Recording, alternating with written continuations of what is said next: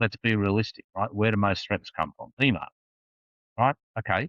How many people out there have taken a best practices approach to the policies in email to lock email down to even what Microsoft or the ASD recommend? Never seen it. Never seen it.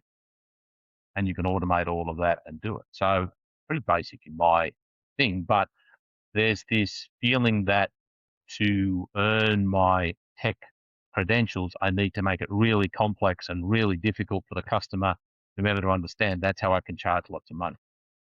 Right? That's not the way I see it. It's we talked earlier. It's difficult being an MSP, or a lot of MSPs find themselves really challenging. So I don't want to be dismissive of that and the challenges within the industry. I have the pleasure of speaking to a lot of experts like yourself, Robert, in the channel, and some of them, dedicated security consultants, many in our trusted network and beyond.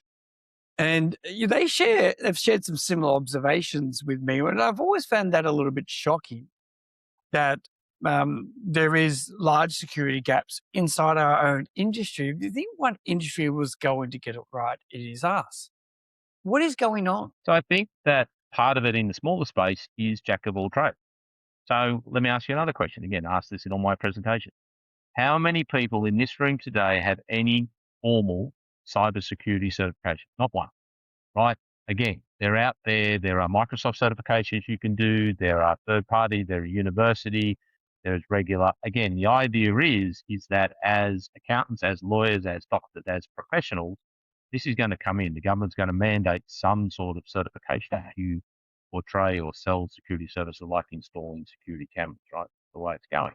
So I think a lot of this stuff in MSP land has been picked up along the way at user groups and meetings and events, and there's been no formal process. And a lot of MSPs are self-taught, which is great, but a lot of this stuff is moving so fast that there needs to be a regular training, update, understanding, and there's just not this formal kind of capability. So the way to plug the hole has been to add a product, and that hasn't done the job, or that requires more expertise. Correct. I think the reality here is that the the belief that saying yes to every piece of revenue is going to come at the cost of things not done, as they probably should be, especially when it comes to security, because it only takes one hole for an attacker to get through, and closing that door correctly. Now, again, security challenge, there's no question. It's not particularly profitable because you've got nothing to show for it. What happened today? Nothing.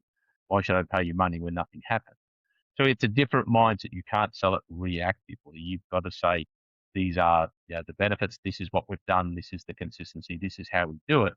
But what I find is, unfortunately, is there's not a lot of consistency in there, not a lot of standard operating procedures, not a lot of guidance. There's a lot of talk out there, and just look at LinkedIn, the amount of people talking about it. But, to me, actions speak louder than words. And as I said, if you are not prepared to allow me to run my test scripts against your partner tenant, you've got work to do.